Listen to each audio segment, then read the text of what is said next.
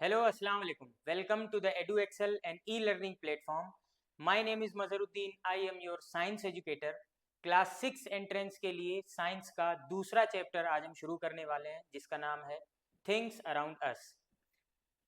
Class 6, class 9 और class 11 entrance की तैयारी कर रहे बच्चों के लिए EduExcel लेके आया है ऑनलाइन फ्री कोर्सेज। और जो भी बच्चे क्लास 6, 9 और 11 की तैयारी कर रहे हैं वो इस चैनल को सब्सक्राइब करके अपनी प्रिपरेशंस को आगे बढ़ा सकते हैं। हमारी ऑफलाइन कोचिंग इंस्टीट्यूट से जुड़ने के लिए फीस स्ट्रक्चर मैं आपको बता दूं। क्लास 6 एंट्रेंस के लिए ऑनलाइन की फीस रहने वाली है 1999 और ऑफलाइन इंस्टीट्यूट की फीस रहने वाली है 3499।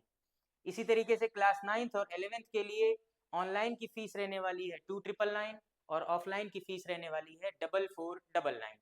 11th एंट्रेंस के तैयारी करने वाले बच्चों के लिए ऑनलाइन की फीस 3999 और ऑफलाइन की फीस 5499। आज हम क्लास 6 एंट्रेंस की साइंस का एक बहुत ही इंपॉर्टेंट चैप्टर शुरू करने वाले हैं, जिसका नाम है थिंग्स अराउंड अस। यानी कि कोई भी चीज जो हमारे आसपास मौजूद है वो क्या है, उसके बारे में आज हमको पढ़ना है।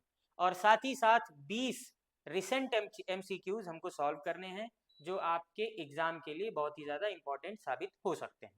तो ध्यान से पढ़िएगा। हम शुरू कर रहे हैं पहले एक क्विक रिवीजन अपने टॉपिक का, और उसके बाद हम करेंगे 20 MCQs। हमारे चैप्टर का नाम है थिंग्स अराउंड अस, यानी कि हमारे आसपास की चीजें। ये हमारे चैप्टर का नाम है। और वो कौन कौन सी चीज हो सकती है?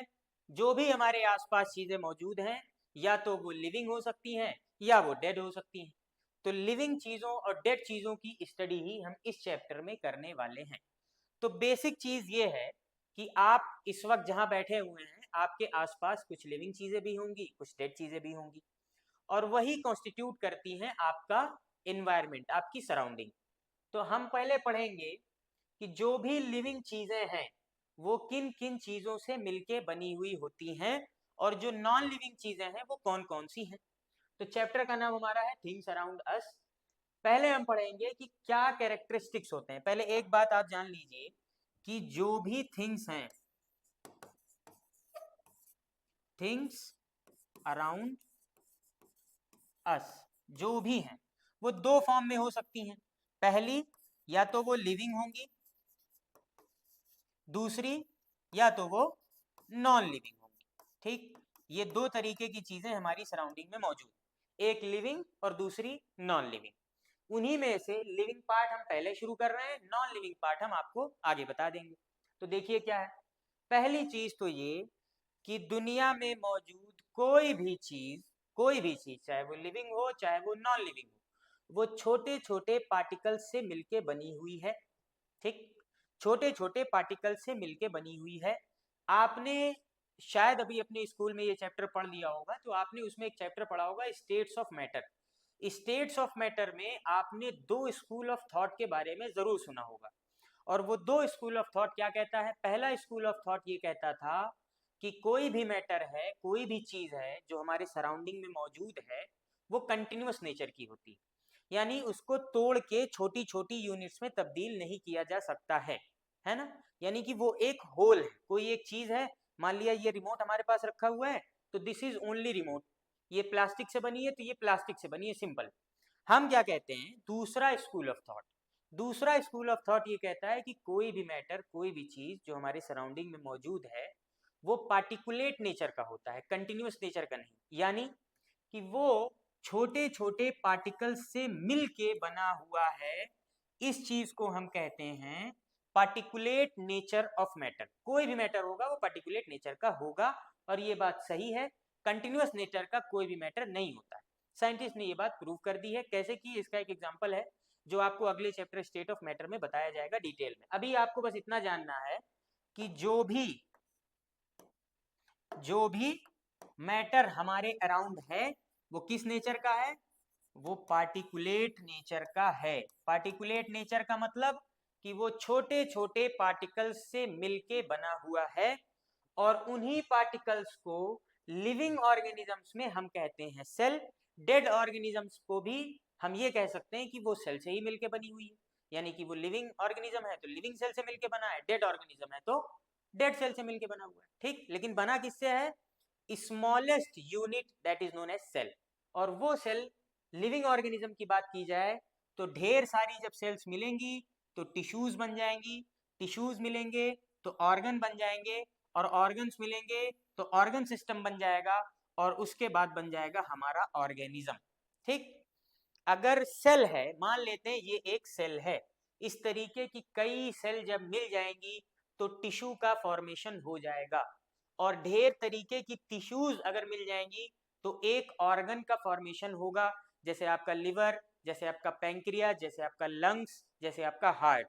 ठीक है, वैसे ही अगर कई सारे ऑर्गन्स मिल जाते हैं तो बनेगा ऑर्गन सिस्टम। और ऑर्गन सिस्टम का मतलब है एक ऐसा सिस्टम जिसके अंदर लंग्स भी हो, जिसके अंदर हार्ट भी हो, जिसके अंदर पैंक्रियाज भी हो, जिसके अंदर स्टमक भी हो, जिसके अंदर इंटेस्टाइन भी हो, तो ये बन गया ऑर्गन सिस्टम। और उसी ऑर्गन सिस्टम को हम कहते हैं कि ये एक ऑर्गेनिज्म है। जैसे हम एक ऑर्गेनिज्म है, तो हम हार्ट से, हमारे अंदर हार्ट भी है, हमारे अंदर लंग्स भी है, लिवर भी है, पैंक्रियाज भी है, स्टमक भी है, इंटेस्टाइन भी है ना, गॉल ब्लैडर भी है। तो ये सारी चीजें जो कंस्टिट्यूट करेगा उसको हम बोलेंगे ऑर्गेनिज्म। ठीक, और हम कैसे ऑर्गेनिज्म हो गए? Living organism. क्यों? क्योंकि हमारी जो स्मॉलेस्ट यूनिट थी, जो पार्टिकल था, वो पार्टिकल लिविंग था, और उसी को हम कहते हैं सेल। ठीक, अब ऑर्गेनिजम्स दो तरीके के हो सकते हैं।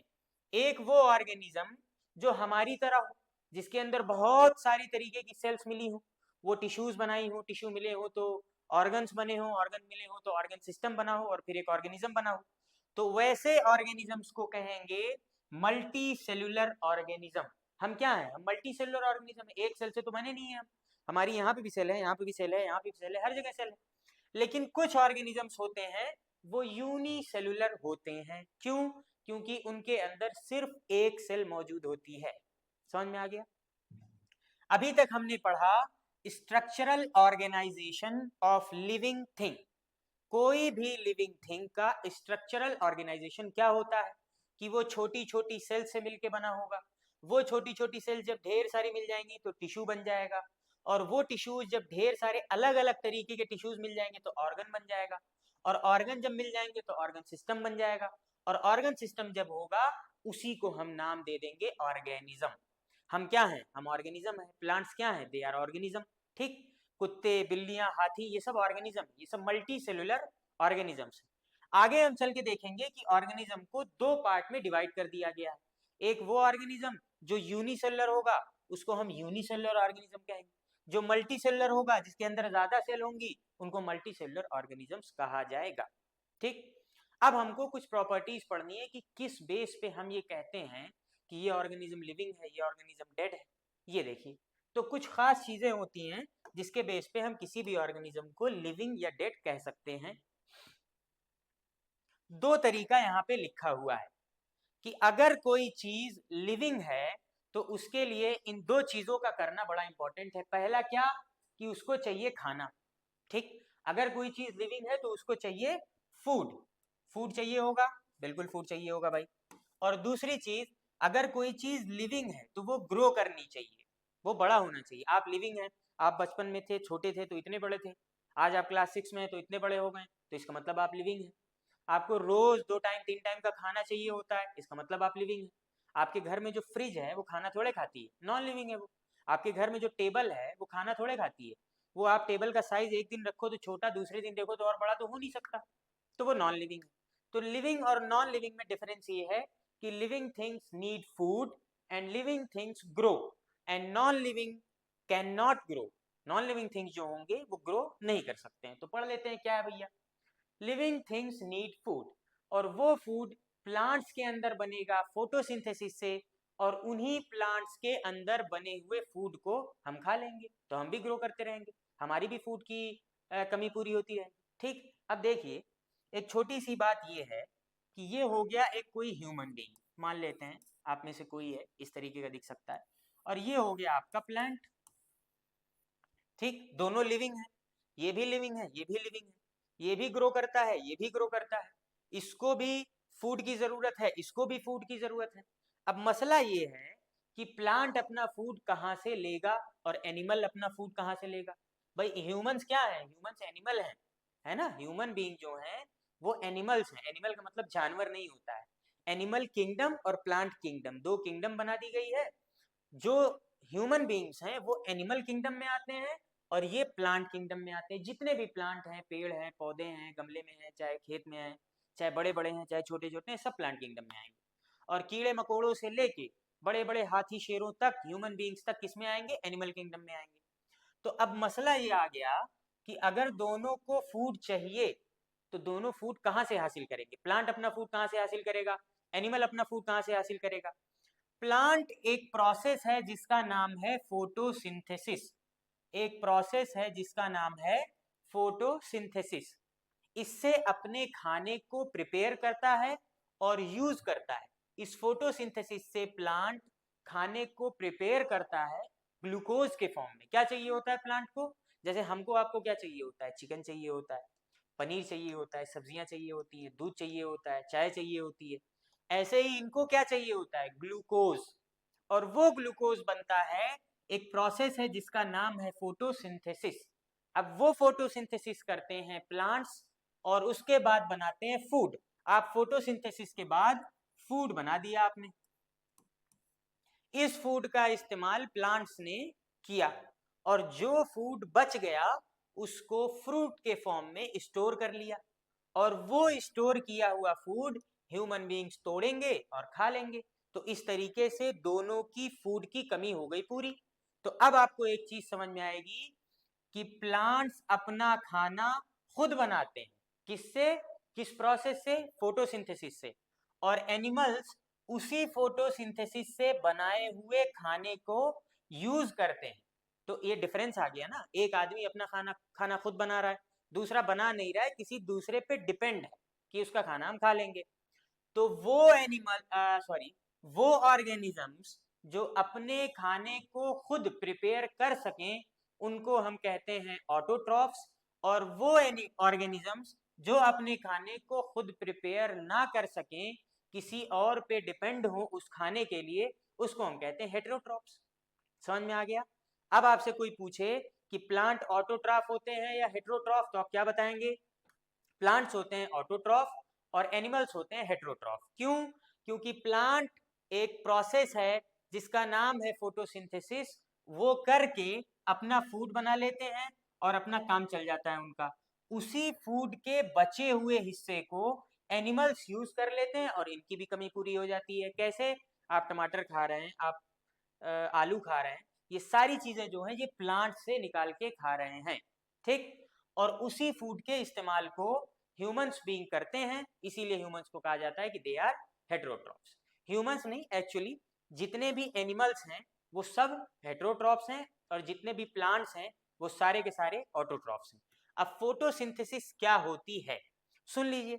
फोटोसिंथेसिस एक प्रोसेस है जिसमें एटमॉस्फेयर में मौजूद कार्बन डाइऑक्साइड और जमीन के अंदर मौजूद वाटर, इन दोनों की मदद से प्लांट्स की लीफ जो होती हैं वो ग्लूकोज का फॉर्मेशन करती हैं और ग्लूकोज को ही हम प्लांट का फूड कह सकते हैं।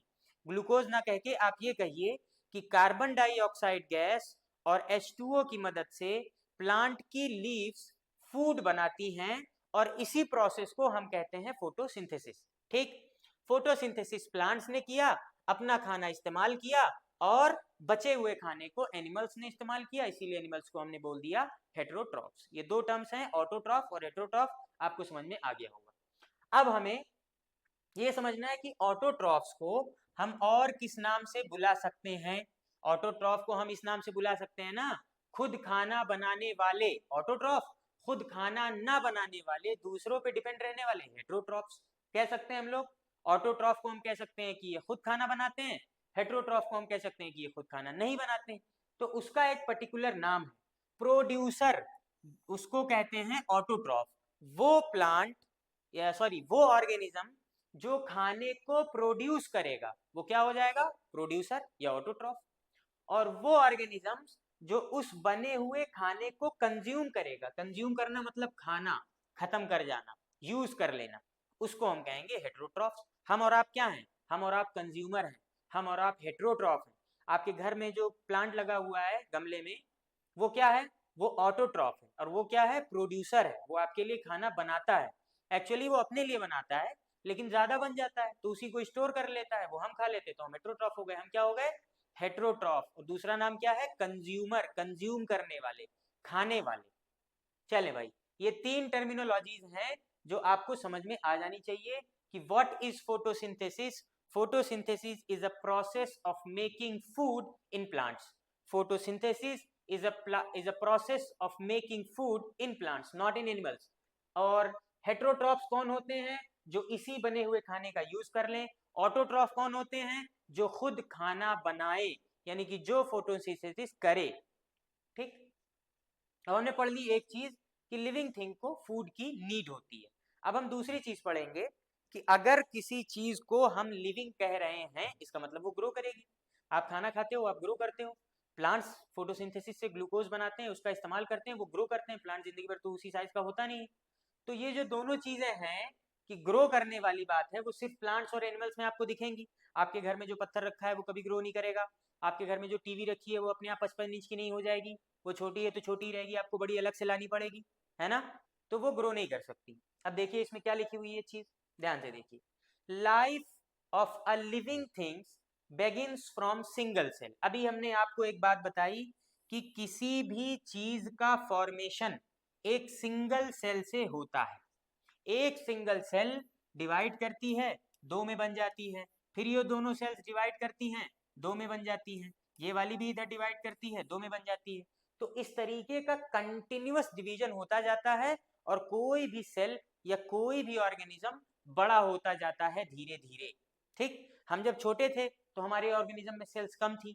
हम जैसे जैसे बड़े हो रहे हैं, सेल्स का डिवीजन बढ़ रहा है, डिवीजन बढ़ रहा है, इधर भी डिवाइड कर रही है, तो हमारा साइज बड़ा होता जा रहा है। ठीक। तो पहली लाइन लिखी हुई है कि कोई भी लाइफ होगी वो लिविंग थिंग्स होगा, वो बेगिन करेगा एक सिंगल सेल से। बेगिन करना मतलब स्टार्ट करना, शुरू करना, बनना, फॉर्मेशन उसका। ठीक। दूसरा पार्ट यहां पे लिखा हुआ है, दूसरा point, size of an organism increases with the increase in number in cell. अगर किसी ऑर्गेनिज्म में 20 सेल है और वो 20 की 20 डिवाइड करके अपने जैसी 20 और बना दे रही है, तो साइज बड़ा हो गया।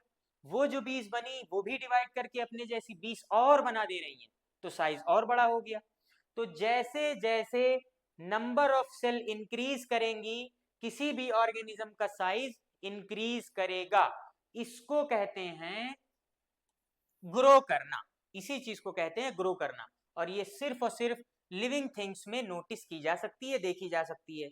आइए देखते हैं भाई, एक सीड आप अपने घर में लेके आए, आपने उसको मिट्टी में दबाया, कुछ वक्त तक उसको पानी और खाद देने के बाद आपने ये देखा कि वो साइज थोड़ा इंक्रीज कर गया उसका। उसको आपने निकाल के किसी और खेत में लगा दिया, जो आपके गमले में था आपने किसी खेत में उसको लगा दिया मान लेते हैं, या डायरेक्ट ही आप खेत में लगा दीजिए उसको। 1 साल 2 साल 3 साल 4 साल के बाद आप देखेंगे कि वो एक बहुत बड़ा ट्री बन जाएगा। कैसे बना? सेल डिवीजन करके बना। अगर वो लिविंग ना होता तो वो साइज हासिल नहीं कर पाता। तो ये इंपॉर्टेंट चीज है कि seedling grow into sapling and then into a large tree. Seedling, seed और सैपलिंग, देखिए ये तीन चीजें क्या होती हैं मैं आपको बता दूं। जब आप सीड लेके आते हैं वो कुछ ऐसा दिख रहा होता है, ठीक। और जब उसी सीड को, ये मिट्टी है इसके अंदर आपने दबा दिया, इस तरीके से दबा दिया, तो इसमें से निकली सीडलिंग, ये, या इसी को हम कहते हैं सैपलिंग, निकल गई। और कुछ ही वक्त के बाद आप देखेंगे कि यूं एक बड़ा सा पेड़ बन के आपके सामने आ जाएगा। तो ये आपका है सीड, ये है आपका सैपलिंग या सीडलिंग इसको कहते हैं, और ये आपका हो गया ट्री। ठीक है। तो अगर ये ग्रो ना करता, अगर ये लिविंग ना होता, तो इस फॉर्म से इस फॉर्म में आ पाता नहीं। इसका मतलब ये लिविंग है। अगली चीज हम देखते हैं कि हमें क्या पढ़नी है। ये एक एग्जाम्पल है, देख लीजिए, आपको दिखाया गया है, ये एक सीड है, ये धीरे धीरे ग्रो कर रहा है, ग्रो कर रहा है, ग्रो कर रहा है, ग्रो कर रहा है, ग्रो कर रहा है, और एक फुल प्लांट बन के तैयार हो गया। तो इस प्रोसेस को हम कहते हैं ग्रोथ। इस प्रोसेस को हम क्या कहते हैं? और ग्रोथ। ये ग्रोथ कैसे होती है? सेल डिवीजन करके। सेल डिवीजन क्या होता है? एक सेल से डिवाइड करके दो अलग अलग तरीके की सेल्स बना देना, इन दोनों सेल का डिवाइड करके दो अलग अलग तरीके की सेल्स बना देना, इन दोनों का भी डिवाइड करके दो अलग अलग तरीके की। इस तरीके से ये सेल डिवीजन जितना बढ़ जाएगा, बॉडी का साइज उतना इंक्रीज कर जाएगा। इस तरीके से सेल का साइज जितना बढ़ जाएगा बॉडी का साइज उतना इंक्रीज कर जाएगा। चलिए, ऐसे ही आप ह्यूमन बीइंग्स में भी ग्रोथ देख सकते हैं। ये एक छोटा सा चाइल्ड है, जब आप पैदा हुए थे तो आप ऐसे दिखते थे, आप थोड़े और बड़े हो गए, थोड़े और बड़े हो गए, और बड़े हो गए, एक वक्त आएगा आप ऐसे दिखने लग जाओगे। तो यहाँ पे भी एक ग्रोथ आपको दिखने को मिल रही है। और ये ग्रोथ क्यों हो रही है? ये भी हो रही है सेल डिवीजन की वजह से। सेल डिवीजन की वजह से हमारे बॉडी के अंदर मौजूद सेल्स कंटिन्यूअसली डिवाइड कर रही हैं और हमारा साइज इंक्रीज होता जा रहा है। चलें देखते हैं आगे क्या पढ़ना है भाई। अब हमको पढ़ना है एक तीसरी प्रॉपर्टी कि कोई भी लिविंग थिंग होगा, चाहे वो प्लांट हो चाहे वो एनिमल हो, वो रेस्पायर करेगा, वो सांस लेगा, वो रेस्पिरेशन करेगा। देख लेते हैं रेस्पिरेशन क्या होता है। The process by which living things utilise oxygen to release energy stored in the food eaten by them. Oxygen क्या काम करता है बेटा? ऑक्सीजन काम करता है कि आप जो भी खाना खा रहे हो उस खाने उस खाने में मौजूद जो भी चीजें हमको इंपॉर्टेंट हैं वो रेस्पिरेशन के बाद ऑक्सीजन उनको रिलीज कर देगा, यानी कि एनर्जी उसमें से रिलीज कर देगा, और वो काम होगा रेस्पिरेशन का। रेस्पिरेशन क्या होता है? ह्यूमन बीइंग्स की अगर हम बात करें तो ह्यूमन बीइंग्स में ऑक्सीजन को इनहेल करना और कार्बन डाइऑक्साइड को एक्सहेल करना, ये रेस्पिरेशन होता है। और वो ऑक्सीजन क्या करता है? वो फूड जो स्टोर किया है आपने उसमें से एनर्जी को रिलीज करवाता है in the form of ATP, और इसी एटीपी का आप यूज करते हो डिफरेंट काइंड ऑफ वर्क्स में। ठीक, यूज करते हो डिफरेंट काइंड ऑफ वर्क्स में। ब्रीदिंग क्या होती है? The process of taking in oxygen and giving out carbon dioxide called breathing. ठीक, ऑक्सीजन का इनहेल करना और कार्बन डाइऑक्साइड का एक्सहेल करना, ये ब्रीदिंग है। अब ये ऑक्सीजन जो आपने इनहेल किया है वो जाके कराएगा रेस्पिरेशन। और रेस्पिरेशन क्या होता है? स्टोर्ड फूड में से एनर्जी को रिलीज करवाना इज रेस्पिरेशन, और ये प्लांट्स और एनिमल्स दोनों में होता है। चलिए ठीक है भाई। अब कुछ ब्रीदिंग ऑर्गन्स होते हैं, जैसे हमारे पास ब्रीदिंग ऑर्गन क्या है? लंग्स है, नाक है। नाक से हम खींचते हैं, लंग्स में जाके स्टोर हो जाता है ऑक्सीजन, और उसी लंग्स में कार्बन डाइऑक्साइड जो स्टोर होता है वो नाक से बाहर भी आ जाता है, यानी कि इनहेल करना, एक्सहेल करना। चलिए, ऐसे ही अलग अलग ऑर्गन्स क्या होते हैं? एक होता है गिल, एक होता है मॉइस्ट स्किन, एक होता है स्पाइरिकल्स, एक होता है स्टोमेटा। गिल्स मौजूद होती हैं मछलियों के अंदर, मॉइस्ट स्किन मौजूद होती है बहुत सारे ऑर्गेनिजम्स में जिनमें लंग्स नहीं होता है, जिसमें नोज नहीं होती है, उसमें स्किन के थ्रू रेस्पिरेशन होता है। क्या होता है? स्किन के थ्रू रेस्पिरेशन होता है। रेस्पिरेशन के बारे में जरा बता दो, और क्या होता है? O2 का यूज करके स्टोर्ड फूड की एनर्जी निकालना, स्टोर्ड फूड की एनर्जी को रिलीज करना, इसी को हम बोलते हैं रेस्पिरेशन। ब्रीदिंग क्या होती है बेटा? एक बार फिर से बता दीजिए आप लोग। ब्रीदिंग होती है O2 को इनहेल करना और कार्बन डाइऑक्साइड को एक्सहेल करना, निकालना, ऑक्सीजन को इन करना और कार्बन डाइऑक्साइड को आउट करना, ये होती है ब्रीदिंग। और रेस्पिरेशन क्या होती है? ऑक्सीजन की मदद से स्टोर्ड फूड की एनर्जी को रिलीज करवाना, ताकि हम उसका यूज अलग अलग तरीके के कामों में कर पाए। ठीक, ये दो प्रोसेस आपने समझ ली। तीसरी है स्पाइरिकल्स, ये भी एक रेस्पिरेटरी या ब्रीदिंग ऑर्गन है। और चौथा है मोस्ट इंपॉर्टेंट क्वेश्चन आपका ऐसे आएगा कि लिख देगा इनमें से कौन, ये चार हैं, इनमें से कौन सा ब्रीदिंग ऑर्गन प्लांट्स के अंदर मौजूद होता है? तो गिल्स प्लांट्स में नहीं मौजूद होती हैं, मछलियों में मौजूद होती हैं। मॉइस्ट स्किन प्लांट्स में नहीं मौजूद होती हैं, स्पाइडर में मौजूद हो सकती हैं। स्पाइरेकल्स प्लांट्स में नहीं मौजूद होते हैं, कैटरपिलर में मौजूद होते हैं। ये आपको फिगर दिख रहा होगा कैटरपिलर का, इसमें स्पाइरेकल्स होते हैं, कुछ ये डॉट नुमा स्ट्रक्चर होती हैं जिससे ब्रीदिंग होती है। स्टोमेटा की बात की जाए तो ये प्लांट्स की लीफ पर मौजूद होते हैं। कहाँ? प्लांट्स की लीव्स पर मौजूद होती हैं। ये स्टोमेटल पोर्स होती हैं, पोर का मतलब ओपनिंग या होल, उसी पोर की मदद से ऑक्सीजन को एक्सहेल किया जाता है और कार्बन डाइऑक्साइड को इनहेल किया जाता है। प्लांट्स के अंदर जस्ट अपोजिट है, हम कार्बन डाइऑक्साइड को एक्सहेल करते हैं यानी कि निकालते हैं, और प्लांट उसी कार्बन डाइऑक्साइड का इस्तेमाल करता है और ऑक्सीजन को एक्सहेल करता है, निकालता है, और उसी ऑक्सीजन को दोबारा हम यूज करते हैं। प्लांट कार्बन डाइऑक्साइड का इस्तेमाल क्यों करता है? क्योंकि प्लांट होते हैं ऑटोट्रॉफ, और ऑटोट्रॉफिक ऑर्गेनिज्म जितने होंगे वो अपना खाना खुद बनाएंगे, और अपना खाना खुद बनाने के लिए उनको चाहिए कार्बन डाइऑक्साइड, और वो कार्बन डाइऑक्साइड और जो पानी हम उनको देते हैं दोनों मिलेगा और फोटोसिंथेसिस होगा।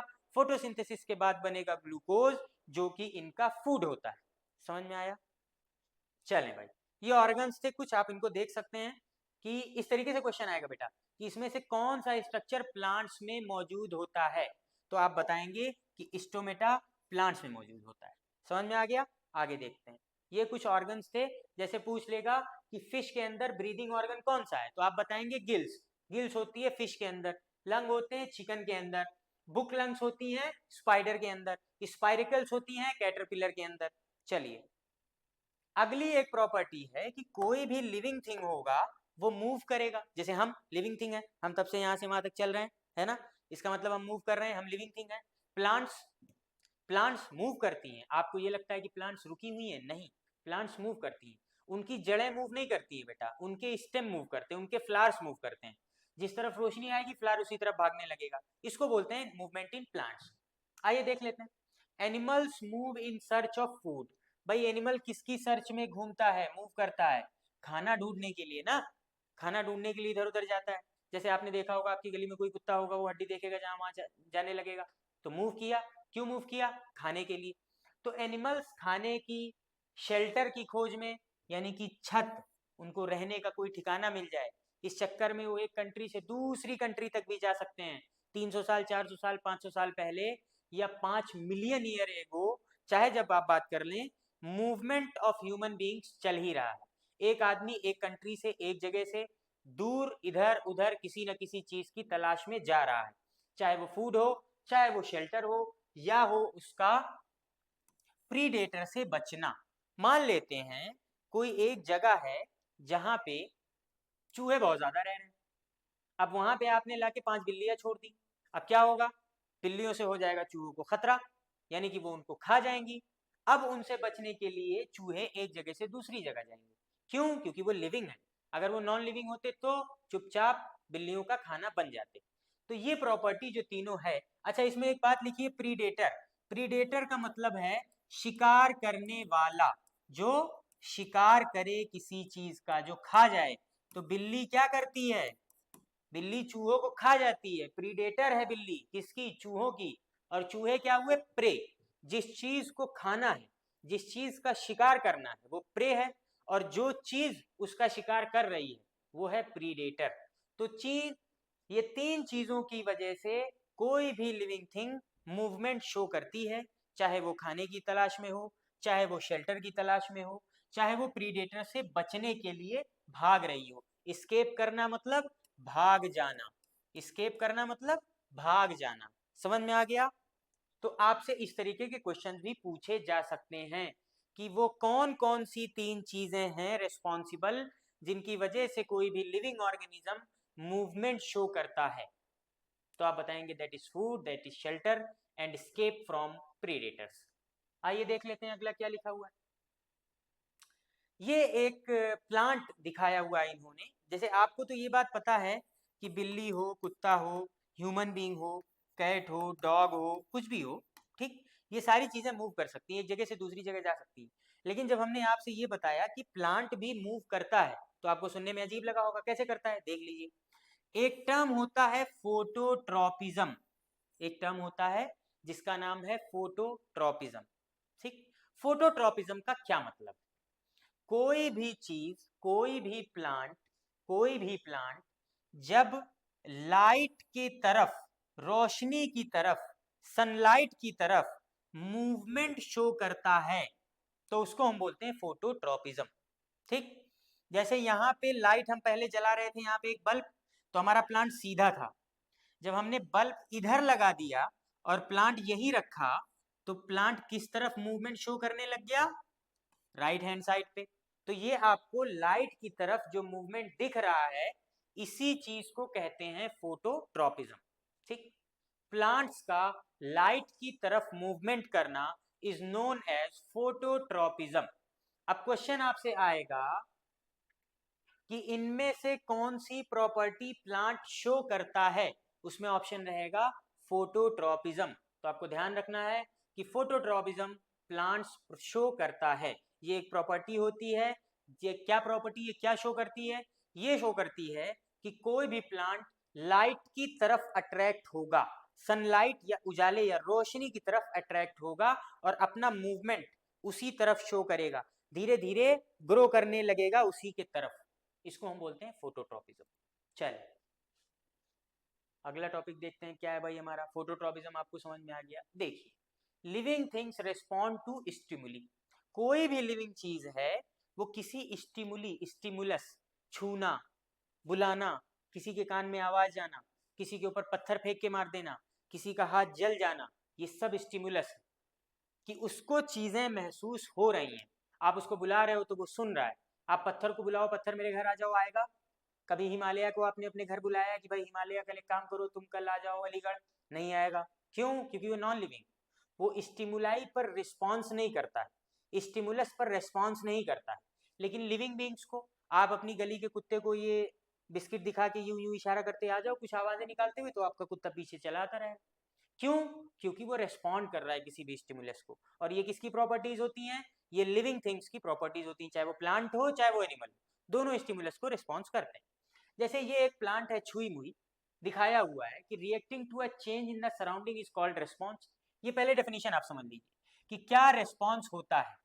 अगर अगर आप अपने सराउंडिंग में होने वाले किसी चेंज पे कोई रिएक्ट कर रहे हैं, जैसे गर्मी थी तो आप कपड़ा कम पहनते थे, है ना, एक कपड़ा एक शर्ट डाल लिए निकल गए। ठंडक आ रही है तो आप दो तीन पहनने लगोगे। तो जैसे जैसे आपका सराउंडिंग चेंज हुआ, आपका लाइफस्टाइल चेंज होने लग गया, आप ज्यादा पहनने लग गए, आप गर्म चीजें खाना ज्यादा प्रीफर करने लग गए, आप आग के पास बैठना प्रीफर करने लग गए। समझ में आया? तो जैसे जैसे सराउंडिंग चेंज होगा आप भी चेंज होने लगोगे। उस चीज को हम कहते हैं रेस्पॉन्स, कि सराउंडिंग के साथ कुछ हुआ और वैसे वैसे हमने अपने आप को बदल लिया, वो रेस्पॉन्स हो गया। ऐसे ही एक छुई मुई आपने नाम सुना होगा, छुई मुई प्लांट होता है। जब आप इसके पास जाओगे तो इसकी पत्तियां यूं दब जाती हैं। छुई मुई प्लांट होता है, तो ये स्टिमुलस को रेस्पॉन्स करता है। बाकी जितने एनिमल्स हैं सब स्टिमुलस को रेस्पॉन्स करते हैं। अगर नहीं यकीन आ रहा है, आप अपनी गली में मौजूद किसी कुत्ते को एक पत्थर मार के देख लीजिए, जैसे ही आप उसको पत्थर मारेंगे वो भाग जाएगा। तो अगर रेस्पॉन्स ना करता तो क्यों भागता? रेस्पॉन्स कर रहा है ना। या मैं आपको कुछ बता रहा हूं तो आप सुन रहे हो, मैंने आपको बोला इस चीज को ध्यान से सुनिए तो आप सुनेंगे, तो ये रिस्पॉन्स करना हो गया ना। अगर आप पत्थर होते तो मेरी बात समझ थोड़े पाते, इसका मतलब आप लोग नॉन लिविंग होते। चलिए चौथी इंपॉर्टेंट बात है कि कोई भी लिविंग, अच्छा एक बात खास हम बता दें, ये जो भी प्रॉपर्टीज हम पढ़ते हुए आ रहे हैं ये सारी लिविंग की पढ़ रहे हैं। और जो चीज, जो ऑर्गेनिज्म ये प्रॉपर्टीज नहीं शो करेगा वो लिविंग नहीं होगा, वो डेड ऑर्गेनिज्म होगा। समझ में आ गया? तो साथ ही साथ आप ये समझ लीजिए कि लिविंग थिंग्स रिप्रोड्यूस, आगे लिख लीजिए, and non living things doesn't reproduce. जैसे लिविंग थिंग पिछले स्लाइड में था move, and non living thing does not move. Living thing can grow, non living thing can not grow. वो सब अपने आप से ऐड कर लीजिएगा। ठीक, जो भी लिविंग की प्रॉपर्टी हम यहाँ पढ़ा रहे हैं नॉन लिविंग में जस्ट अपोजिट होगा। अगर लिविंग रिप्रोड्यूस कर रहा है, रिप्रोड्यूस करने का मतलब अपने जैसा कोई और ऑर्गेनिज्म बनाना, अपने जैसा कोई और ऑर्गेनिज्म बनाना, इसको बोलते हैं रिप्रोड्यूस करना। प्रोड्यूस करना मतलब बनाना, रिप्रोड्यूस करना मतलब फिर से अपने जैसा बनाना। तो जो भी लिविंग थिंग होगा वो रिप्रोड्यूस करेगा। क्या होता है? The process by which living things produce young ones of their own kind is called reproduction. अब जो ऑर्गेनिज्म रिप्रोड्यूस करेगा आप उसी को कहेंगे ना कि ये रिप्रोडक्शन कर रहा है। क्या मतलब होता है इसका? मतलब होता है कि वो प्रोसेस जिससे कोई लिविंग थिंग अपने जैसा कोई छोटा प्रोड्यूस कर सकता है उसको हम बोलते हैं जैसे ये भाई साहब थे, इन्होंने अपने जैसा एक यंग प्रोड्यूस किया, इसको हम बोलते हैं रिप्रोडक्शन। समझ में आया? जैसे मुर्गियां हो गई या ऑस्ट्रिच हो गया, ये देती हैं अंडा, और इन्हीं अंडों को जब हम हैच करते हैं, जब सेते हैं अंडे को, सेना है ना, ये एक देसी टर्म है, हैच करना, आप समझ लीजिए। जब हैच करती हैं तो इसमें से नया मुर्गा, नया मुर्गी या नया ऑस्ट्रिच निकलता है, इसी चीज को हम रिप्रोडक्शन कहते हैं, और ये लिविंग ऑर्गेनिजम्स की प्रॉपर्टी होती है। आइए आगे देख लेते हैं और कौन कौन सी प्रॉपर्टीज है। यस, अगली एक प्रॉपर्टी है कि एग्जाम्पल के तरीके से मैं आपको समझाता हूँ। आपके मान लिया आप नैनीताल के रहने वाले हैं, तो नैनीताल पहाड़ों पे है ना, पहाड़ उधर बहुत ज़्यादा है। तो क्या कभी ऐसा हो सकता है कि एक पहाड़ था जो आपके घर से पिछले साल दिख रहा था और इस साल उसकी डेथ हो गई हो? नहीं हो सकता। क्यों? क्योंकि उनकी कोई लाइफ स्पॉन नहीं होती है कि वो पैदा होंगे, फिर इतने बड़े होंगे, फिर उतने बड़े होंगे, फिर उतने बड़े होंगे, फिर बूढ़े होंगे, फिर मर जाएंगे। ऐसा कुछ नहीं होता नॉन लिविंग थिंग्स के साथ। लेकिन लिविंग थिंग्स के साथ ऐसा होता है, और वो आप इधर देख सकते हैं। ये एक छोटा बच्चा है, थोड़ा और बड़ा हुआ, थोड़ा और बड़ा हुआ, बड़ा हुआ, बड़ा हुआ, बड़ा हुआ, बुजुर्ग हो गया, अब इसके बाद इसकी डेथ। लास्ट स्टेज क्या है? डेथ। समझ में आ गया? इस चीज को बोलते हैं एक फिक्स लाइफ स्पॉन होना। ऐसे ही आप कोई सीड लेके आते हैं, सीडलिंग निकलता है, प्लांट निकलता है, फिर वो ट्री बन जाता है, फिर उसके बाद उसकी डेथ हो जाती है। समझ में आ गया? तो वो चीजें जो एक फिक्स वक्त के लिए ही आई हो, उनको ही हम बोलते हैं कि इनकी एक कोई लाइफ स्पॉन है। चाहे वो 20 साल हो, चाहे वो 50 साल हो, चाहे वो 100 साल हो, चाहे वो 200 साल हो, चाहे वो 400 साल हो, उससे नहीं मतलब है, लेकिन जाना उनको है। पत्थर नहीं जा सकता है, आप पत्थर को तोड़ देंगे तब भी वहीं पड़ा रहेगा, है ना। ऐसा तो था नहीं कि कल को पत्थर इस तरीके से मूवमेंट कर रहा था, आज उसकी जान निकल गई तो आज यूं पड़ा हुआ है, वो वैसे ही था वैसे ही रहेगा। लेकिन हम मूव कर रहे थे, हम रिप्रोड्यूस कर रहे थे, हम ग्रो कर रहे थे, हम फूड का इंजेक्शन कर रहे थे, हम रेस्पायरेशन कर रहे थे, हम एक्सक्रीशन कर रहे थे, हमने वो करना बंद कर दिया, now we are dead. It means we have a fix life span. ठीक, आइए देख लेते हैं। The time of an organism from its birth to death, जब तक वो वक्त किसी ऑर्गेनिज्म का जब वो पैदा हुआ और वो वक्त जब वो मर गया, इसी वक्त को, इसी टाइम को, इसी टाइम पीरियड को हम कहते हैं लाइफ स्पॉन। समझ में आ गया? लाइफ स्पॉन अलग अलग ऑर्गेनिजम्स का अलग अलग हो सकता है। जैसे हम बात करेंगे रोज की, गुलाब 5 से 7 साल तक जिंदा रह सकता है। राइस के प्लांट की बात करेंगे 3 से 7 मंथ्स। ऐसे ही बनियन ट्री की बात करेंगे 400 से ज्यादा साल तक जिंदा रह सकता है। बनाना ट्री 2 से 3 साल, डॉग 22 साल, बटरफ्लाई 1 to 2 वीक्स, बहुत कम होती है life spawn. Fruit fly only 2 weeks. ऐसे ही पैरट 140 ईयर्स, बहुत ज्यादा life spawn. Crocodile 60 years, horse 40 to 50 years, tortoise 100 and 150 years, crow यानी कि कौआ 15 साल तक, काऊ 22 ईयर्स, ऐसे ही elephant 50 to 70 years. Human beings की बात की जाए तो average life span of any human being is 50 to 70। Okay, 50 to 70। चले, लाइफ स्पॉन भी आपको समझ में आ गया कि क्या होती है अलग अलग टाइम पीरियड। अगली एक प्रॉपर्टी है, भाई आपने खाना खा लिया है ना, वो खाना जाएगा कहाँ? उस खाने का रेस्पायरेशन करा के एनर्जी तो हमने ले ली, अब जो पार्ट उसमें बचा है वो क्या होगा? वो बॉडी से निकलना पड़ेगा, और उसी निकलने को हम कहते हैं एक्सक्रीशन। कोई भी फूड जब उसमें से एनर्जी निकाल ली गई तो बचा क्या? वेस्ट मटेरियल्स, और उन्हीं वेस्ट मटेरियल को बॉडी के अंदर से बाहर निकालना बोलते हैं हम एक्सक्रीशन। कोई भी वेस्ट मटेरियल जो बॉडी के अंदर से बाहर निकले, उसी प्रोसेस को हम बोलते हैं एक्सक्रीशन। पढ़ लीजिए, animals excrete, animals excrete waste such as undigested food, CO2, urine and sweat. कौन कौन सी चीज हम एक्सक्रीट करते हैं भाई? हम एक्सक्रीट करते हैं अनडाइजेस्टेड फूड, और कार्बन डाइऑक्साइड एक्सहेल करते हैं, हम निकालते हैं, वो हमारे काम का नहीं है इसलिए हम उसको निकाल देते हैं, ये भी एक टाइप का एक्सक्रीशन है। यूरिन, सुसु करते हैं आप सभी लोग, यूरिन क्या होता है? वो एक्सक्रीशन है, वो एक्सक्रीशन है, ठीक है, वो यूजफुल चीज नहीं है इसीलिए एक्सक्रीशन कर दिया हमने उसका। और स्वेट यानी कि पसीना, आप गर्मियों में जाते हैं, धूप में निकल रहे हैं, कहीं चल रहे हैं, तो स्वेट निकल रहा है, पसीना निकल रहा है। अब वो पसीना यूजफुल नहीं है आपके लिए क्योंकि वो एक्सेस यूरिया है, यूरिया आपकी बॉडी में फॉर्म होता है, और जब वो ज़्यादा बनने लग जाएगा तो वो स्वेट के फॉर्म में निकल जाएगा, वो भी एक टाइप का एक्सक्रीशन। ठीक, तो ये सब टाइप ऑफ एक्सक्रीशन है। प्लांट्स की जब हम बात करेंगे तो चूंकि लिविंग थिंग एनिमल भी है, लिविंग थिंग प्लांट भी है, तो एक्सक्रीशन तो दोनों का बनता है भाई। अब प्लांट का हमने पढ़ लिया, एनिमल का पढ़ लीजिए। प्लांट्स सॉरी एनिमल का हमने पढ़ लिया, प्लांट्स का पढ़ लीजिए। Plants excrete in the form of secretions, कुछ सेक्रीशंस। अब वो कौन सी सेक्रीशंस है, क्या निकाल रहा है देख लीजिए।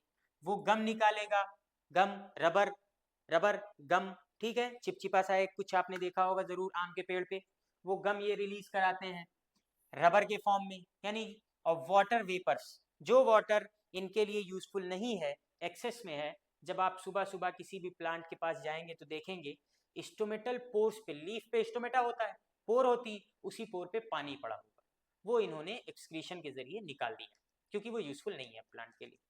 चलिए भाई, देख लिया आपने एक्सक्रीशन भी। अब हम कंपैरिजन करेंगे कि आखिर इन दोनों में फर्क क्या है, खासा फर्क लिविंग्स और नॉन लिविंग्स में देख लेते हैं। लिविंग और नॉन लिविंग थिंग्स में, लिविंग ऑर्गेनिजम्स नीड फूड, जो भी लिविंग ऑर्गेनिज्म होगा उसको खाने की जरूरत होगी, एयर की जरूरत होगी और वाटर की जरूरत होगी, होगी ना। ऐसे ही नॉन लिविंग्स को do not need food, air और वाटर। आपके घर में जो पत्थर है उसको कोई जरूरत नहीं है पानी की, उसको कोई जरूरत नहीं है एयर की, उसको कोई जरूरत नहीं है खाने की।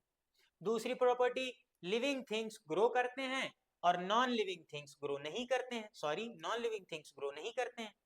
लिविंग ऑर्गेनिज्म मूव करते हैं, नॉन लिविंग मूव नहीं करते हैं। लिविंग ऑर्गेनिज्म सेंसिटिव होते हैं, अगर आप उनको छुए तो उनको महसूस होगा कि कोई छू रहा है, नॉन लिविंग सेंसिटिव नहीं होते हैं। They respond to changes around them, अगर ठंडक बढ़ेगी तो आप ज्यादा कपड़ा पहनोगे ही पहनोगे, इनके अंदर ऐसा कुछ नहीं है, ठंडक कितनी भी बढ़ जाए जैसे पड़े थे ऐसे ही पड़े रहेंगे, गर्मी कितनी भी बढ़ जाए जैसे पड़े थे ऐसे ही पड़े रहेंगे, कोई चेंज नहीं। Living organisms reproduce themselves, living organism reproduction के बाद अपने जैसा एक यंग ऑफस्प्रिंग या ऑर्गेनिज्म बना सकते हैं, नॉन लिविंग ऐसा नहीं कर सकते हैं, यानी कि non living things do not reproduce. ऐसे ही हम बात करेंगे, लिविंग ऑर्गेनिज्म रेस्पायरेशन करते हैं and they release energy from food, उसी रेस्पायरेशन के बाद फूड की एनर्जी रिलीज करते हैं, और नॉन लिविंग थिंग्स रेस्पायर नहीं करते हैं। इसी तरीके से लिविंग ऑर्गेनिज्म एक्सक्रीट करते हैं, जो वेस्ट इनके अंदर मौजूद है, जो वेस्ट इनके अंदर बन गया है, उसका एक्सक्रीशन के जरिए बॉडी के बाहर निकाल देते हैं, और नॉन लिविंग थिंग्स एक्सक्रीशन भी नहीं करते हैं। Living organisms have a definite life span after which they die, एक फिक्स लाइफ स्पॉन के बाद ये मर जाते हैं, यानी कि they have a definite life cycle, और ऐसा नॉन लिविंग शो नहीं करते हैं। जो पहाड़ है वो पहाड़ पड़ा रहेगा, कोई 70-80 साल 90 साल 100 साल के बाद वो पहाड़ खत्म नहीं होने वाला है, कुछ नहीं खत्म होने वाला, जैसा था वैसा ही रहेगा।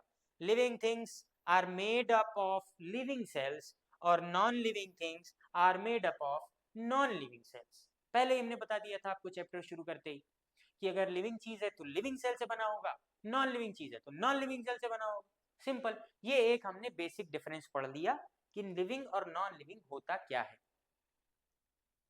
अब हम बात करेंगे हैबिटेट की। एक हैबिटेट क्या होता है, वो जगह जहां पे कोई भी चीज पाई जाती है, जहां पे कोई भी चीज सरवाइव कर सकती है, जहां पे कोई भी चीज आराम से गुजर बसर कर सकती है, वो उसका हैबिटेट। समझ में आया, समझ में आया। चले भाई, जैसे पानी के अंदर मछली रहती है, अब आप मछली को किसी दिन जाओ निकाल के लेके आओ अपने घर में रखो, जिंदा रह पाएगी? नहीं रह पाएगी, उसको पानी ही चाहिए। हाँ मतलब अपने घर में भी अगर उसको पानी में रखोगे तो रह लेगी, लेकिन अगर आप ये चाहो कि जिस बिस्तर पे मैं सोता हूँ उसी में साइड में भी उसको सुला दूंगा, नॉट पॉसिबल ना। क्यों? क्योंकि आप सोचोगे अरे हम भी तो लिविंग है भाई साहब, हम तो रह ले रहे हैं उसी पर, हम तो ब्रीथ कर रहे हैं, हम तो एक्सक्रीशन कर रहे हैं, हम तो खाना खा रहे हैं, आप भी लिविंग हो, आप क्यों नहीं कर पा रहे हो? तो ये ज्यादती, ऐसा नहीं। हर ऑर्गेनिज्म का हैबिटेट अलग अलग होता है, आप जिस हैबिटेट में रहने के आदी हैं दूसरा लिविंग ऑर्गेनिज्म उस हैबिटेट में नहीं रह सकता, तो पर्टिकुलर ऑर्गेनिज्म का पर्टिकुलर हैबिटेट होता है, हाँ? यानी कि एक खास ऑर्गेनिज्म एक खास जगह पर रहेगा, उसी चीज को बोलते हैं हैबिटेट। देखिए, the natural place where an organism lives and reproduce, एक ऐसी नेचुरल जगह जहां पे कोई ऑर्गेनिज्म रहता है और वहां पे रिप्रोड्यूस करता है, वो उसका हैबिटेट होता है। ठीक, तो हैबिटेट दो तरीके का होगा, एक टेरेस्ट्रियल हैबिटेट, एक एक्वाटिक हैबिटेट। टेरेस्ट्रियल हैबिटेट वो होगा जमीन पे जो रह रहे हैं वो सब टेरेस्ट्रियल हैबिटेट है। जैसे मेढक, हाथी, घोड़ा, ये सब कहाँ रहते हैं? सब जमीन पे रहते हैं। और मछली, फ्रॉग, कुछ एक्वाटिक प्लांट्स, है ना, या क्रोकोडाइल या वेल या सांप, ये सारी चीजें पानी में रहती हैं, तो इनको हम कहेंगे इनका हैबिटेट एक्वाटिक है। एक्वाटिक मतलब H2O में रहने वाले या पानी में रहने वाले, उनको हम बोलते हैं एक्वाटिक हैबिटेट। तो अब आपसे कोई एग्जांपल पूछेगा कि मछली का हैबिटेट क्या है, तो आप बताएंगे टेरेस्ट्रियल या एक्वाटिक? एक्वाटिक हैबिटेट है मछली का। और ह्यूमन बींग्स का हैबिटेट क्या है? Terrestrial habitat. चलिए अब हम पढ़ेंगे कि किसी भी हैबिटेट का कंपोनेंट्स क्या होते हैं, है ना, कि वो जो हैबिटेट है वो कितने तरीके का है, किस तरीके का है, किस तरीके में कौन से तरीके के ऑर्गेनिजम्स रहेंगे, है ना, वो हम देख लेते हैं जरा। तो पहला एक बड़ा टर्म है जिसको हम बोलते हैं इकोसिस्टम। क्या बोलते हैं? इकोसिस्टम। तो इकोसिस्टम वो सारी चीज, वो सारी जगहें जहाँ पे लिविंग ऑर्गेनिजम्स और नॉन लिविंग ऑर्गेनिजम्स एक दूसरे के साथ रह रहे हैं। जैसे एक पहाड़ है, उस पहाड़ पे भी ऑर्गेनिजम्स होंगे। जैसे एक जंगल है, उस जंगल में मिट्टी है, मिट्टी क्या है? Soil is non living. उसके अंदर से निकला प्लांट, उस प्लांट पे रह रहे हैं चिड़िया, उस चिड़िया को कुछ चारा वारा खाना है, वो चारा रह रहा है उस मिट्टी के अंदर। तो ये जो सिस्टम है, एक दूसरे का ख्याल रखते हुए एक जगह जिसमें दोनों चीजें सरवाइव कर रही हों, उसको हम बोलते हैं इकोसिस्टम। इकोसिस्टम दो तरीके के कंपोनेंट से मिलके बना होता है। हमने आपको बताया लिविंग चीजें और नॉन लिविंग चीजें। तो जो लिविंग चीजें हैं इकोसिस्टम की, उसको हम बोलते हैं बायोटिक कंपोनेंट्स, यानी कि लिविंग चीजों को हम कहते हैं बायोटिक कंपोनेंट्स। और जो किसी भी इकोसिस्टम की नॉन लिविंग चीजें हैं, उनको हम कहते हैं एबायोटिक कंपोनेंट्स, जो नॉन लिविंग। ये देख लीजिए भाई, इसका मतलब हो गया नॉन लिविंग, और बायोटिक का मतलब हो गया लिविंग। तो जो भी लिविंग चीजें होंगी वो उसका बायोटिक कंपोनेंट होगा, जो भी नॉन लिविंग चीजें होंगी वो उसका एबायोटिक कंपोनेंट होगा। और इन्हीं बायोटिक और एबायोटिक कंपोनेंट्स के मिलने से बनता है एक इकोसिस्टम। ठीक, आइए देख लेते हैं कि बायोटिक कंपोनेंट्स में कौन कौन से ऑर्गेनिजम्स होंगे। तो बायोटिक कंपोनेंट जो होगा, लिविंग होगा, तो इसमें पत्थर वत्थर तो आएगा नहीं भाई। इसमें जाहिर सी बात है प्रोड्यूसर्स आएंगे। प्रोड्यूसर कौन से होते थे? बताया था आपको, प्लांट प्रोड्यूसर होते थे, क्योंकि ये खाना प्रोड्यूस करते थे। कंज्यूमर कौन होते थे? एनिमल्स कंज्यूमर होते थे, क्योंकि वो खाने को कंज्यूम कर लेते थे, तो ये कंज्यूमर हो गए। और तीसरे हो गए डिकम्पोजर्स।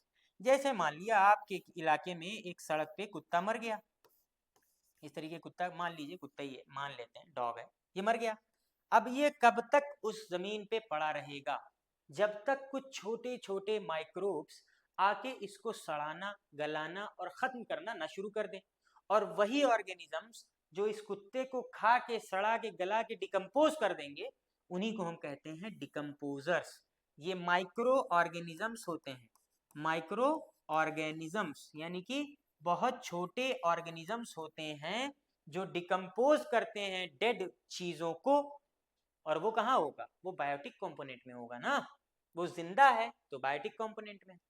अब हम देख लेते हैं एक चीज और, कि ये जो कंज्यूमर है हमारा, यानी कि हम लोग एनिमल, जो किसी के बने बनाए हुए खाने पे कब्जा मार देते हैं, खा लेते हैं, जैसे आलू टमाटर बैगन भिंडी तरबूज, ये सब हम खा लेते हैं। ये कौन बनाता है? प्लांट बनाते हैं। तो हम क्या हैं? हम कंज्यूमर हैं।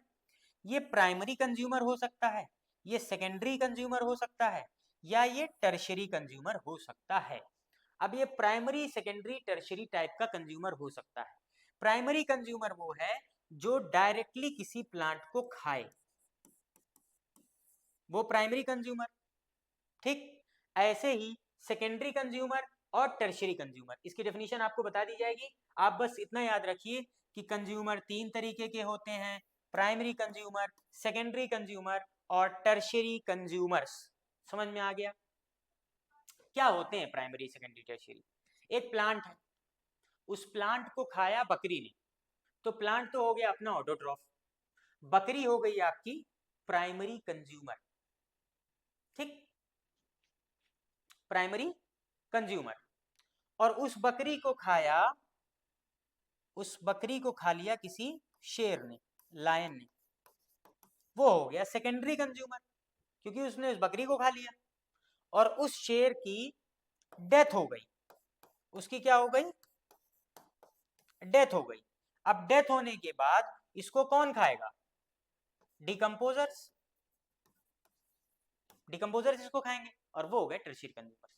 ठीक, यानी कि एक लेवल है, इसको इसने खाया, इसको इसने खाया, इसको इसने खाया। तो जो सबसे पहला वाला तो प्राइमरी कंज्यूमर, उसको जिसने खाया वो सेकेंडरी कंज्यूमर, उसको जिसने खाया वो टर्शियरी कंज्यूमर। ठीक, अब हम बात करेंगे एबायोटिक कंपोनेंट्स की। Abiotic component non living component, किसी भी इकोसिस्टम में, किसी भी जगह पे, किसी भी जंगल में, किसी भी पहाड़ी पर, कहीं भी जो नॉन लिविंग चीज है वो सब एबायोटिक कंपोनेंट्स हैं। क्या क्या हो सकती है, एयर हो सकता है, नॉन लिविंग है, एयर ग्रो नहीं कर सकती खुद ब खुद, एयर अपने आप ग्रो नहीं कर सकती। वाटर हो गया, वाटर अपने आप ग्रो नहीं कर सकता, वाटर रिप्रोड्यूस नहीं कर सकता, वाटर एक्सक्रीट नहीं कर सकता। विंड हो गया, सॉइल हो गई, टेम्परेचर हो गया, रेनफॉल हो गया, ये सारी चीजें एबायोटिक कंपोनेंट्स में आती हैं। चले, थैंक यू, ये हो गया। लेकिन आपको अब हम कराएंगे कुछ 20 एमसीक्यूज फटाफट। आप एमसीक्यूज कर लोगे, उसके बाद आप एकदम कॉन्फिडेंट महसूस करोगे अपने आप को कि हाँ, हम अगर पढ़ रहे हैं तो क्वेश्चंस भी हमसे सॉल्व हो रहे हैं। तो ये हमने क्लास 6 एंट्रेंस के लिए बनाया है, साइंस थिंग्स अराउंड अस, हमारे चैप्टर का नाम है। इंस्ट्रक्शंस कुछ दिए हुए हैं, उस पर भी आपको बहुत ज़्यादा ध्यान नहीं देना है, आप जो है डायरेक्ट पहले क्वेश्चंस को पढ़िए। पहला क्वेश्चन लिखा हुआ है कि विच of the following correctly shows classification of things, यानी कि जो भी चीजें हमारे यहाँ मौजूद हैं अर्थ पर, उनका क्लासिफिकेशन कौन सा वाला ऑप्शन करेक्टली बता रहा है। तो देख लीजिए भाई, पहला ऑप्शन लिखा है living thing and natural thing, wrong. Living thing and natural thing नहीं होता है, living thing, non living thing and once living thing, यही करेक्ट है। भाई इस वक्त आपके सामने तीन तरीके की चीजें मौजूद होंगी, कोई चीज होगी या तो वो लिविंग होगी, या तो वो लिविंग होगी, आप अपने आसपास नजर घुमाइए और देखिए, या तो वो लिविंग होगी, कोई भी चीज होगी, या तो वो नॉन लिविंग होगी, या तो वो नॉन लिविंग होगी, या तो वो वंस लिविंग होगी। वंस लिविंग का मतलब कभी वो जिंदा थी, अब नहीं है। जैसे कुत्ता सड़क पे मरा हुआ है, तो कुत्ते को आप देख के डायरेक्ट ये नहीं कहेंगे ना, अगर मरा हुआ कुत्ता कहीं पड़ा हुआ है तो आप उसको ये नहीं कहेंगे ना कि नॉन लिविंग है, वो इस वक्त नॉन लिविंग है, लेकिन वंस कभी वो लिविंग था। तो तीन ही तरीके की चीजें हो सकती है, living, non living and once living. Correct option is living, non living and once living. Why do living things need energy to perform all life processes, option में दिया हुआ है टू प्रोड्यूस, सही है, to perform all life process सही है, to maintain temperature गलत है, ओनली इज गलत, and to digest food only, ये भी गलत है। करना क्या है कि रिप्रोड्यूस तो करता ही है, डाइजेस्ट भी करता है, लेकिन सिर्फ डाइजेस्ट नहीं करता है, डाइजेस्ट भी करता है। तो इसमें option B is correct, to perform all life processes. एक बात और आपको इंपॉर्टेंट यहाँ बता दी जाए कि जब भी आप किसी एंट्रेंस एग्जामिनेशन में बैठेंगे तो चार ऑप्शंस में से जो सबसे ज्यादा एप्रोप्रिएट ऑप्शन होगा वो आपका करेक्ट माना जाएगा। ऑप्शन ए भी यहाँ पे करेक्ट है, लेकिन ऑप्शन बी ज्यादा करेक्ट है। क्या ऑप्शन बी क्या है, ऑप्शन बी है to perform all life processes, बस बात खत्म, ये करेक्ट ऑप्शन है हमारा। ऑप्शन सी एंड डी ये भी सही है, लेकिन इसमें ओनली ओनली लगा के इन्होंने गलत कर दिया। सिर्फ खाना नहीं बनाता है, रिप्रोड्यूस भी करता है, एक्सक्रीट भी करता है, सिर्फ टेम्परेचर मेंटेन नहीं करता है, बहुत सारी चीजों को ये मेंटेन कर देता है। चलें, अगला क्वेश्चन है plant make their own food using which of the following, कौन सा प्रोसेस है जिसके थ्रू ये खाना अपना बना लेते हैं। तो वो प्रोसेस का नाम है फोटोसिंथेसिस, बताया था आपको, फोटोसिंथेसिस। और इस फोटोसिंथेसिस में यूज होता है कार्बन डाइऑक्साइड, आपको बताया था, वाटर आपको बताया गया, और सनलाइट। ये तीन चीजों का यूज करके फोटोसिंथेसिस प्रोसेस के जरिए प्लांट अपना खाना बना लेता है। आइए अगला देख लेते हैं क्वेश्चन भाई, विच of the following does not show movement but still is alive, कौन सा इसमें से ऐसा है ऑर्गेनिज्म जो मूवमेंट शो नहीं करता है, डायरेक्ट मूवमेंट शो नहीं करता है लेकिन अलाइव है। बैक्टीरिया नहीं, प्लांट्स यस, डॉग नहीं, इंसेक्ट नहीं। तो प्लांट्स मूवमेंट शो नहीं करता है, आप इसको जहां प्लेस कर दोगे ये वहीं पड़ा रहेगा, लेकिन फिर भी ये अलाइव है। ये एक तरीके का मूवमेंट शो करता है, उसका क्या नाम है, वो स्पेसिफिक है, उसका नाम है फोटोट्रॉपिज्म। क्या नाम बताया था हमने? फोटोट्रॉपिज्म। लाइट की तरफ इसके पार्ट्स भागने लगते हैं, उसको हम कहते हैं फोटोट्रॉपिज्म। कौन शो करता है? प्लांट्स। आइए अगला क्वेश्चन देख लेते हैं भाई। Which of the following properties is shared by both living and non-living? बताइए, लिविंग और नॉन लिविंग दोनों कौन सी प्रॉपर्टी शेयर करते हैं? दोनों स्पेस ऑक्युपाई करते हैं और दोनों के अंदर मास होता है। समझ में आया? Which statement about air is correct? Air के बारे में इसमें से कौन सी बातें सही है? एयर एक कंपाउंड है, ठीक। एयर एक मिक्सचर ऑफ गैसेज है, ठीक। ये सबसे ज्यादा करेक्ट ऑप्शन है, air is a mixture of gases. Air solid नहीं होती है, एयर सिंगल एलिमेंट से नहीं बनी होती है।